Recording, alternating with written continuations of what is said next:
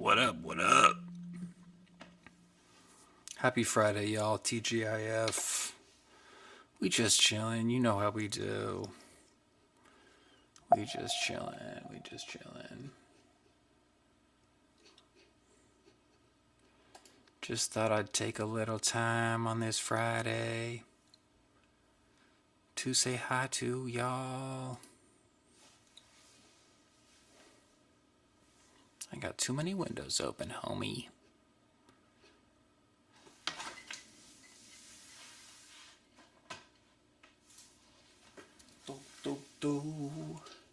How's everybody doing?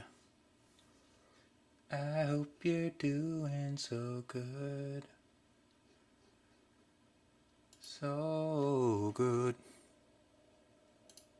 Oops, there we go.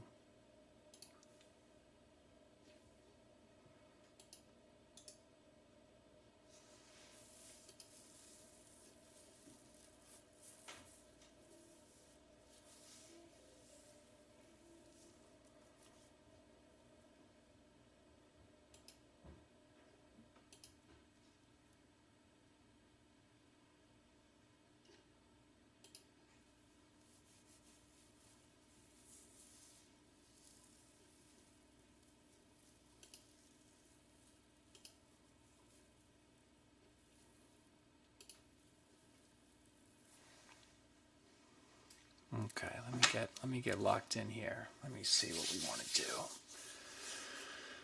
Oh, so yes, V-Day candy, good, awesome. I hope you all are having a good Valentine's Day. Oh, obviously, that's what I should have titled this. It's our Valentine's Day stream. I'm like, oh, it's a Friday. It's a special Friday. Okay, let me just troubleshoot one thing over here. Why you acting a fool? Oh gosh.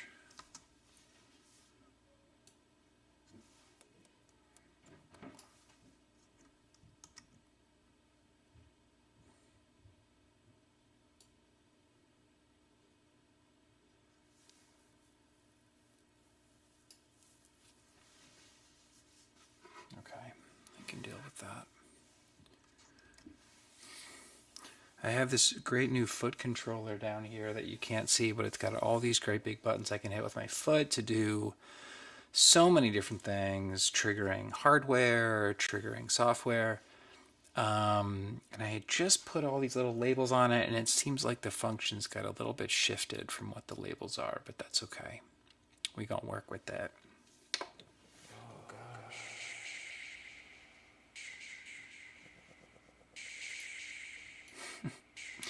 Got a little unintentional loop going there.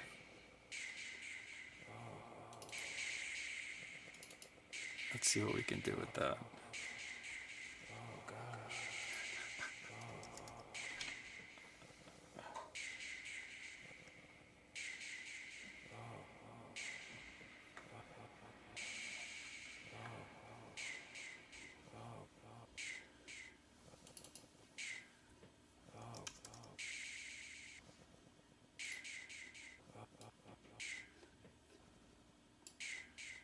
Oh gosh.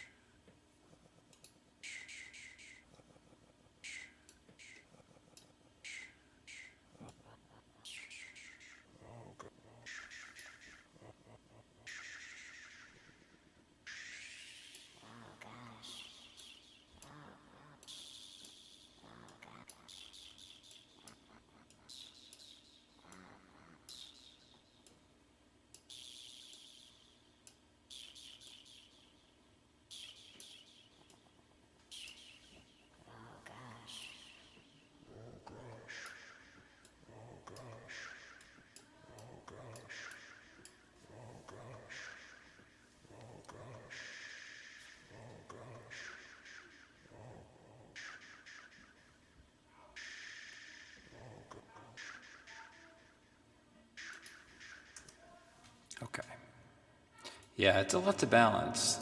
Exactly what you saying. Exactly what you saying.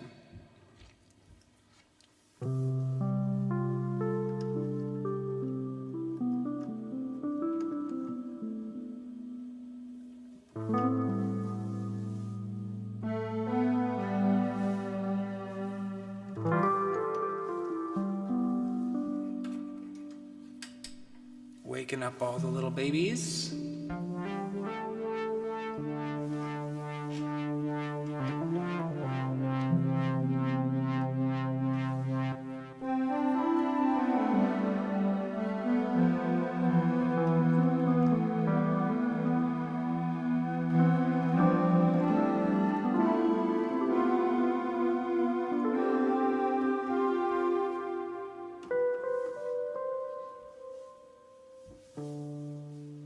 All right.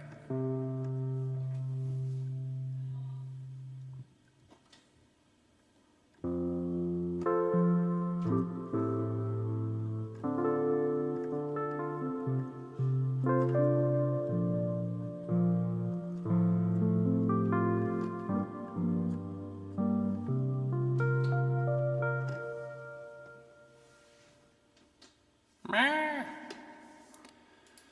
Oh gosh. Things just don't be working. Things just don't be working.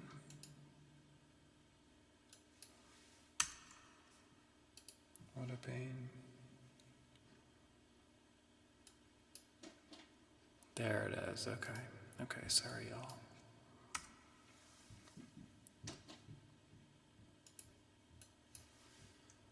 Just working out the kinks. Just working out those kinks.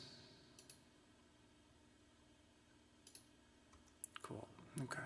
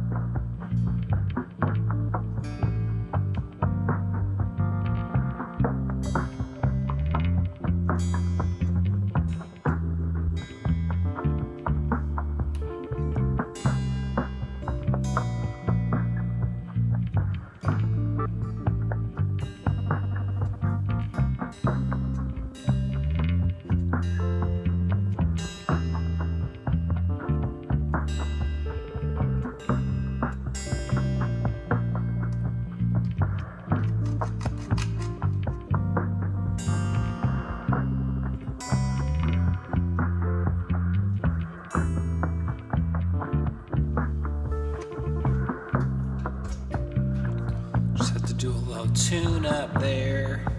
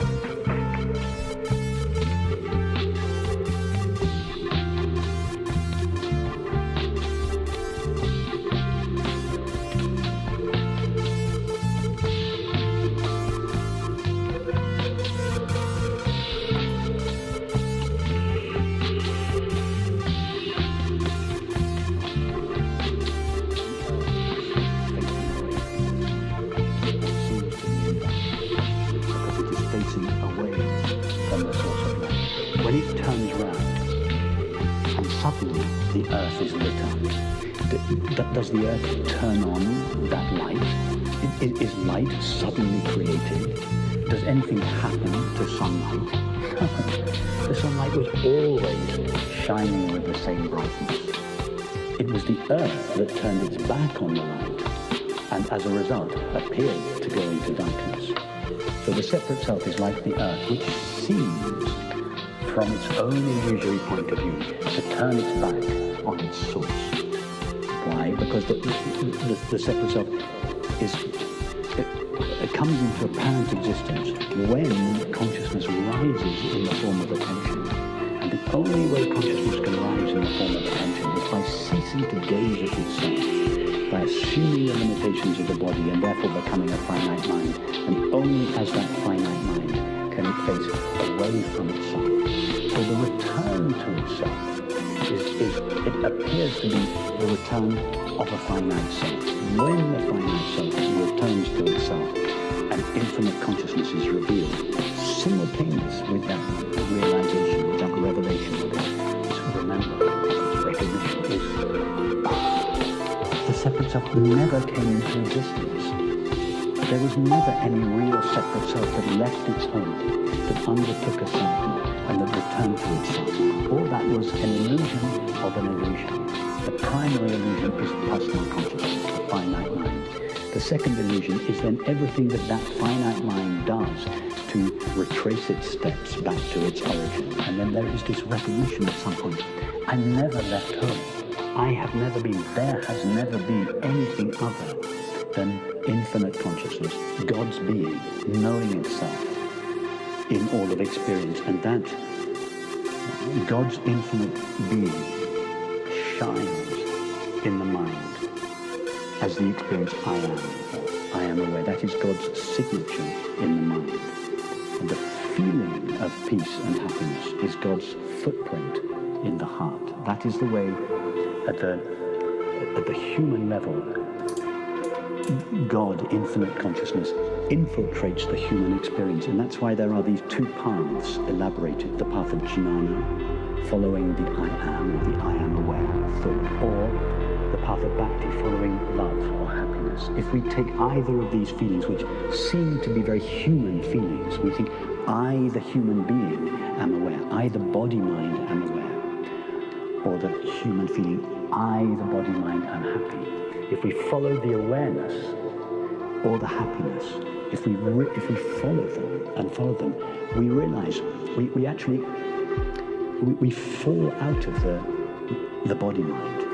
The experience of happiness and the experience of I am aware, they are identical experiences. They are God's being shining in the body-mind. And if we trace either of those experiences, we fall out of the body-mind.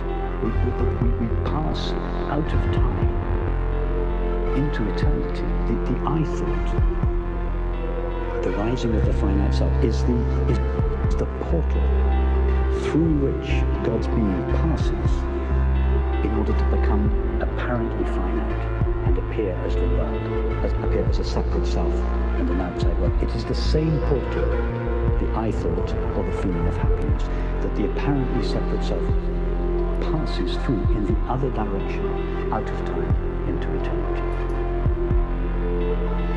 So you're right, that to speak of enlightenment is to make a concession, and it is a legitimate concession, because most of us feel, I am a separate person. So as a compassionate concession to that belief and feeling, the spiritual traditions elaborate various paths to something called enlightenment, which is simply the recognition. It's why it's called a recognition or the remembrance of God. It is a remembering, not a remembering of something in time, but a remembering of something that everybody knows. The fact that everybody longs for happiness is itself the sign that happiness is the longing for happiness is happiness itself, calling the apparently separate self back into itself. And when the finite self, the apparently finite self, sinks into its source, collapses into its source, this revelation, I was never anything other than that. all the time, even in my apparent ignorance, there was only God's infinite being shining. I have never been anything other than that. There is nothing other than that. All of this is only that. And then we cannot even talk about God's infinite being, because infinite means not finite. In other words, God's being is not finite, or consciousness is not finite. But where are all these finite things that we are saying consciousness is not? From consciousness's point of view, there are no finite things to compare it to. So we cannot even say God's being is infinite. Consciousness is infinite, is prior to either finite or infinite. In fact, we cannot even name it consciousness, because consciousness only means something in relationship to objects.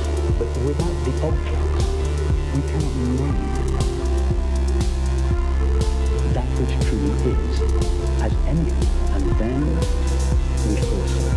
And that is why the highest teaching, and Ramana Maharshi said this, the highest teaching is silence for that reason.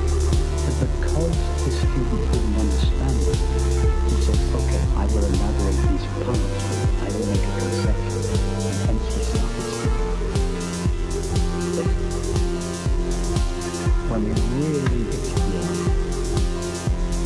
the heart of our experience, we come to this feeling of realization, and we cannot speak. My mother knew a painter when she was young, shut in so much. She was having a conversation with if there is God, how do you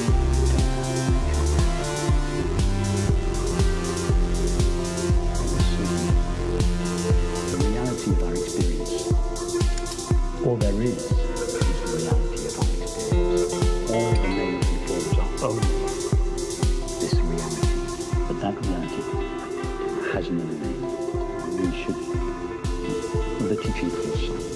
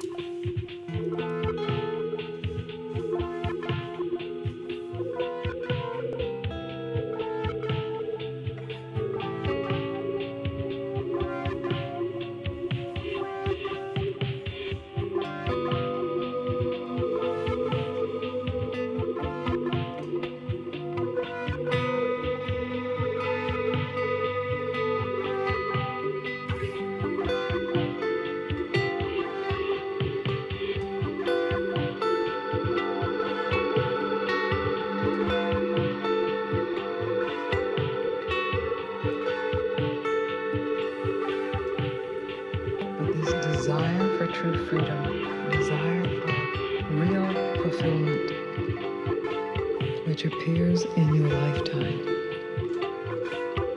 paradoxically, can only be realized if you don't do anything for its realization. Now, this cannot be believed, and so you're given lots of things to do. But what you're given to do is designed to wear down your desire for doing. In meditation practice, which I'm sure many of you have or have had or tried to have,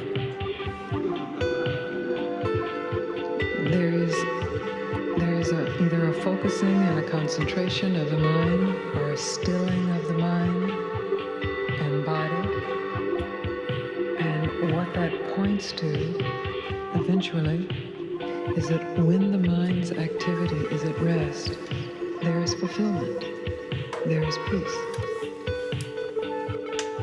There are meditations where you do prostrations, where you do service, and all of those meditations are designed to still the mind so that it is not obsessing on what object is needed to reveal this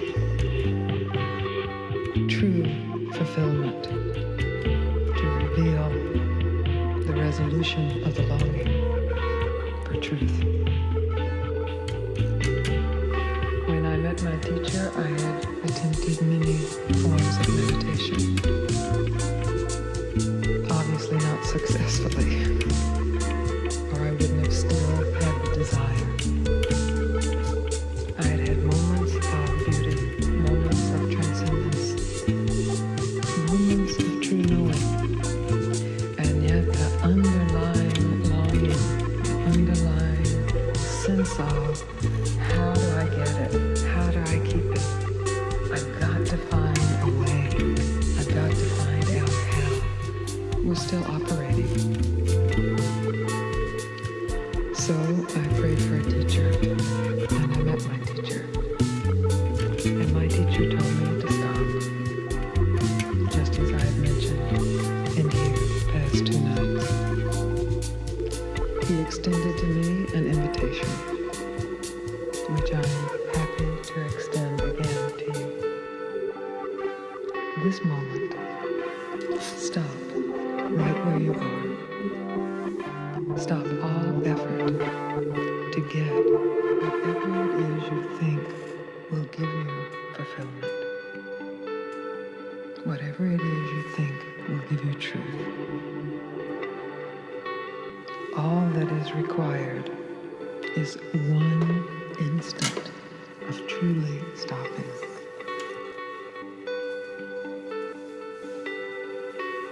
This one instant is elusive to most people because in approaching the instant of stopping, there usually arises an enormous welling of fear. If I stop, if I really stop, there is the fear that I will slide back, that I will lose the ground that I have gained through my efforts, through my practices.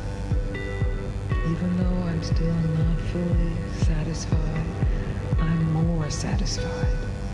It's a better life. My mind is calmer. My circumstances are better. And I might lose all of that. That's the risk. Sooner or later, all will be lost anyway. That's the truth. That's the truth.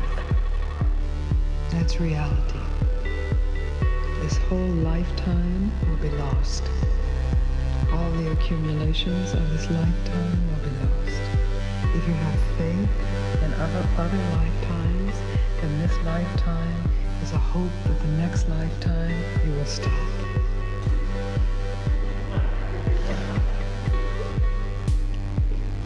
It was quite extraordinary for me to hear this from my teacher, this stop. I was certain that he was going to give me some secret knowledge. Well, it is secret knowledge, but it's only secret because it's so obvious. It's not esoteric. I was certain that he would whisper some magical formula in my ear, and he did. He said, stop. Stop. It was so simple that I was thrown. I stopped. Thrown to the floor with that. Not physically, but literally. My mind stopped.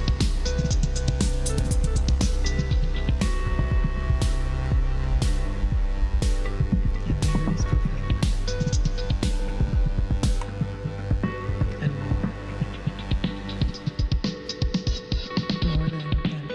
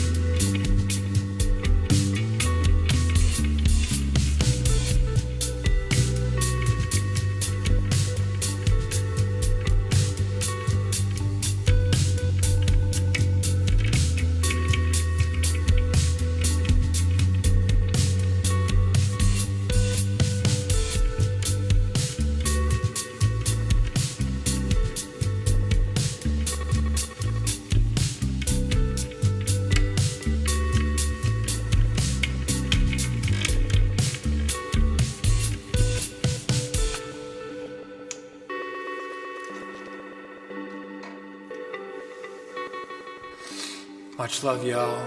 Thanks for hanging.